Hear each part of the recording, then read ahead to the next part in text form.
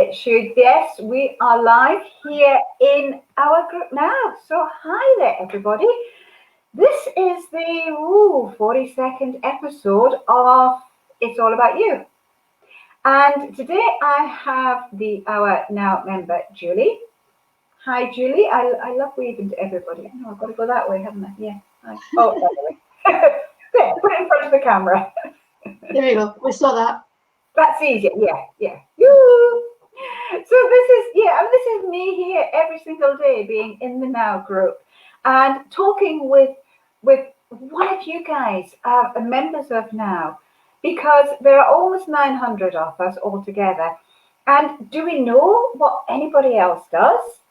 Not really. I mean, even when we put in our businesses in the Monday promotions or the Wednesday promotions, half of us don't go in and look to see what everybody else is doing, simply because, do we care?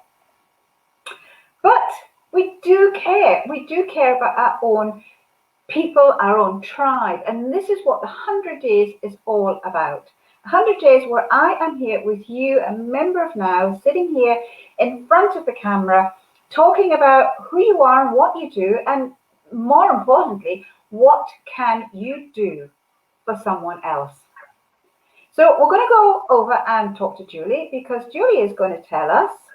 Julie, who are you and what do you do? So first of all, Lindsay, thank you for having me here today. It's delightful to be part of this community. It's one of the most energizing communities I'm part of. I just absolutely love the vibe that you bring to this group. It's brilliant. Oh, thank you. Wonderful. So my name's Julie Cullen. My mission is to help women who want to get over some of their fears and their self-doubt so they can develop a career and business that they love. What I got into this based on my own personal experiences. So I've had a very long 25-year career in large corporations in the IT industry. And throughout that journey, I've always had these feelings of fear and self-doubt, especially early on in my career. And it's quite debilitating when you really want to do something, and then the fear you start feeling in your gut and in your mind holds you back from achieving that. So when I worked in corporation, I used to also mentor and help other women in the industry to grow their and develop their careers. And through that process, I learned how to develop my own confidence and how to go over some of the fears and self-doubt that I'd had. And it got to the point where I realized that I actually was a lot more confident than I gave myself credit for. In fact, my husband used to think it was hilarious that I would say that I was not a confident person, because in his eyes, I'm the most confident person he knows. Wow. And that made me start thinking about, well, what is it that I've learned? What is it I've achieved over the years? And how could I then help other people achieve that maybe a little bit more quickly than I did? And try and help them develop their careers and businesses. So that's kind of where my background came from. Brilliant. And you've continued with that. I mean, you've had that knowledge, you've had those feelings, and even to this day, I mean, you will still feel that fear, not as strong, the same as myself. For all the experience I've had, the same as anybody. We've gone through situations and we've learned from it, but we still have that fear. So why do we still have that fear? What is holding us back? That's a really good question. And it's one that actually I was thinking about just last week. So I was invited to present a workshop at an event for International Women's Day, actually, through in your neck of the woods over in Edinburgh. And when I was sitting at the back of the room waiting for my moment, so listening to some of the other speakers, and I felt those fears and those self-doubts started to bubble up a little bit. I could feel my tummy churning as the realization that the speaker, in actual fact, was going too quickly, and she was going to finish long before it was supposed to be my turn to start, and I needed to get ready to start. So it never really ever goes away, because I think in this situation I faced last week, this was the largest audience I've ever spoken in front of. It wasn't the first audience, but it was certainly the biggest. And so that kind of helped my fears start to bubble up. And I think the key thing is that when you recognize that's happening, and just having the ability and the strategies and the techniques to deal with it. So as soon as I recognized it was starting, I used some of my own techniques to sort of calm myself down, reassure myself that everything was going to be okay. I'd rehearsed this, I was ready for it, I knew what I wanted to say. So when Lindsay came up, the other girl was called Lindsay as well, actually. So when Lindsay came up to me and sort of said, I need you to start a little bit earlier, I was ready to go. And so that's what I want to help other women do, is learn that you may never get over the fear. There's a very famous coach, Mel Robbins, of 5-4-3-2-1 fame, who also shares stories of her backstage fears when she's about to go into a big arena that's maybe she hasn't done before. The fears never disappear. It's having the ability to cope with them, the techniques and the strategies, to recognize why they're there, and to reassure yourself that actually, yes, you can do it. All right. So if I no easy, yeah. So if I felt those feelings like you did, you've mentioned techniques and strategies. What did you do? So I think first of all is to recognize that the fears are coming because a train of thought has started in your mind that is leading you to feel those fears. So it's about identifying that thought and then countering it with why it is you shouldn't be fearful. So instead of listening to the why you should be fearful, all the kind of a negative, oh, it's a big audience and I really want this to go well, and all the things that are going on in your mind when it starts, and change that to a much more empowering train of thought, like I did, where I said, well, I've rehearsed this, I know what I want to say, I know how I want this to go. Yes, the format of the room is different from what I'd expected, but I can deal with that because I've worked in that kind of format before. And just giving myself the reassurance, much like you would if your child or a friend was feeling that fear, give them the reassurance. It's just giving yourself the reassurance. Actually, you do know what you're doing, and you were invited there because you know what you're doing. Does that make sense? Absolutely. I love what you said there about your child, because as a female, we do, most of us do tend to comfort someone or who is not feeling right. And we do go up to them, we do say, look, it's all right, it's fine. And that's what we have to do to ourselves. We have to imagine that we are that child and just say, it's okay, it's fine, you know what you're doing. That's lovely.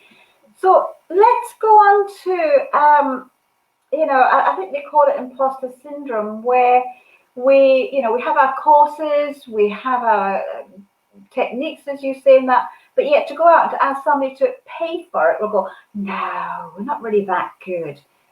Tell us about that. Yeah, that was what the workshop was all about last week, funnily enough. Oh, right. It was about dealing with imposter syndrome. And it was quite interesting because the first exercise I asked everyone in the room to do was to break together into small groups and talk about situations in which you feel like an imposter, where you feel and what that means and how it affects you, like feeling the fear of asking for your value and your worth. And the chatter in the room was so noisy, the noise level went right up as people found it very easy to share their stories about why they feel like an imposter, why they feel like the fear. But then when we did the second half of the exercise, where I asked them to think of all the positive things that they do, the noise level was a little bit lower because people found it more difficult to be able to express why they deserve to be valued, why they deserve to be in the position that they're in, why they deserve to ask for their worth. And I found that really quite interesting. So one of the things that I often ask my clients to do is get into the habit of every day or every week, however frequently you want to do it, but journal out everything that you've achieved that week, no matter how small. What did you achieve? What did you contribute to help the group achieve something? What positive feedback did you get? All these kind of things that happen to you during the week that you take for granted. Yeah. And just get into the habit of actually recognizing your value and your self-worth.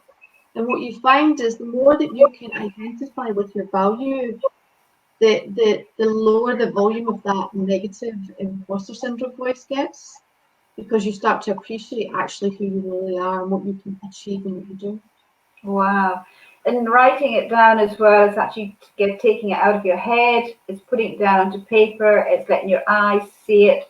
So all of that in itself will help to convince, if there's such a word, that we are brilliant. You know, what we do, we go out there, we know what we're doing. Otherwise, people just wouldn't come to us. Absolutely. And one of the things that I personally do is, so I do this at the end of every week. So I'll jot down all the things that I've achieved that week. At the end of the month, I'll do a wrap up. So I go back through and I can remind myself at the end of the month how far I've come in that month. And then when I do it at the end of the year, it's like, wow, have I achieved all that? That's actually quite remarkable, because you don't recognize that you're doing it, because as you it takes small steps to improve. You don't actually recognize how far you've come until you look back at where you were a year ago. Yes, that's fantastic, because I know what you're saying about write down, you know, during the day, you know, what you've done, and a week, that's okay, but a year, that would be powerful. It's definitely.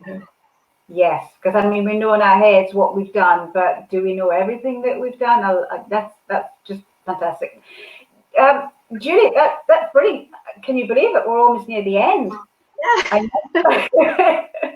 So I'm going to ask you this question that, you know, different questions I ask everybody. So if you won £1 million on the lottery, how would you spend those winnings? Oh, I didn't have to think about this too hard. My husband and I would be traveling. Oh. We like to travel. That's what we spend our hard-earned cash on, is traveling. We would just be doing it in a much more luxurious style, I guess, if we had a million. That'd be fun. And what would be the first country or place or adventure would you go on? Now that one's interesting. So Australia is somewhere I go quite frequently, because my little sister's out there and my nephews and niece, so I would love to go back out and see them. I haven't seen as much of America as I would like to, so probably do a bit of that. And then we used to be big fans of the Caribbean, but I haven't been there for such a long time, and I would love to go back there as well. There you go. So you've made plans for your future. I would love to. I know exactly where I'd like to go and what I'd like to do. Yeah. Oh, that's. It is funny, isn't it? I mean, when you're asked questions and it makes you think. And what I like is the immediate answers that come out, because they are the places that you really do want to go to, because you don't have to think about it. Yeah. And as you said, you know, you could go to Australia more often and see your little sister, bless little sister. I met your little sister the other week, and Linda carried out a Facebook Live here with me. I wouldn't actually think of her as a little sister, but she is to Julie. But she's significantly taller than I am. So I'm the petite one in the family. She's the one that got the long legs. Yeah. Oh no, yes, she is, and she's so beautiful and slim and just gorgeous. Anyway, thank you so much, Julie. We are fascinated by being able to now get up and in front of an audience and speak. And then when we get those jitters, because as we said, every single person gets them, even Mel Robbins gets them. I mean, we all do. And I would just like to say, Lindsay, if anybody's watching this from your group who hasn't yet volunteered to take part in one of these because they lack the confidence, then maybe you and I could work on them and get them on this show. Sounds like a future plan. Not just because when I finish these 100 days, I've got other ideas that's on the go, because I'm very much getting people out there, getting people in front of the camera, because like I said at the very beginning, video is the thing. And getting onto a Facebook Live or a Instagram Live or a LinkedIn Live or whatever they are, as opposed to creating an actual video, don't just do videos, because you will check them over and over and over again, and they are never right. Are they, Julie? Oh, absolutely. Totally agree with that. And if I look back at some of my early videos, yeah, they were so scripted and they were so almost like teachers standing in front of the pupils type style. But and I agree with you. It's it's a great way for people to, they always say people buy from people they know, like, and trust. And it's an easy way to get a larger audience knowing, liking, and trusting you, and a lot easier than going to all these networking events. so just try it, and the more you do it, the more comfortable you get doing it. Oh, absolutely, and it's fun. And when you come to the end and you click end broadcast and you go, wow, I really went, and it is a fabulous, fabulous feeling. So everybody, now that's what we're going to do. I'm going about to click end broadcast, and then we're all going to go, wow. So I'll catch everybody in now tomorrow for another broadcast. It will be my 43rd broadcast. So I'm going to love you and leave you for now. Bye, everybody, in now from me. And from me, the Westie. The West, yes. Yeah, because Judy mentioned before about coming over to our end of the country, because you don't live in Edinburgh, do you? No, I live west of Glasgow, over in Inverclyde, on the beautiful banks of the River Clyde. Oh, nice, nice, nice. Okay, catch you all later.